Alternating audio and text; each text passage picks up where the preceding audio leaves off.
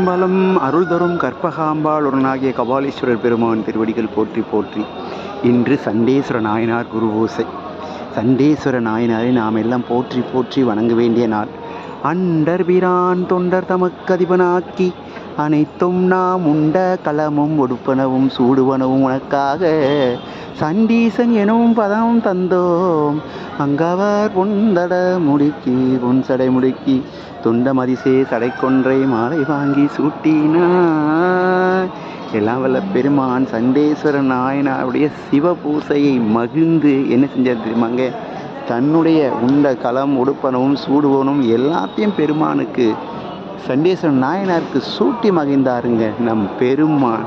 அது மட்டும் இல்லாங்க, தொழுது தூமலர் தூவி துதித்து நின்று அழுது காமுற்றுகின்றாரையும் பொழுது போக்கி புறக்கணிப்பாரையும் எழுதும் கீழ்கணக்க நம்ம சண்டேஸ்வரன் நாயனார்கிட்ட தாங்க சாமி ஒப்படைச்சார்.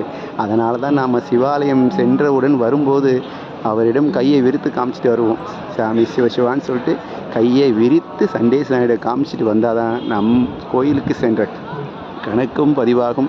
நாம் அன்றைக்கி என்னென்ன செஞ்சோமோ நன்மையானதும் தீமையானதும் சரியாக கணக்கு எழுதிடுவாருங்க. சண்டேஸ்வர நாயனார் திருவடிகள் போற்றி போற்றி. திருச்சிற்றம்பலம்.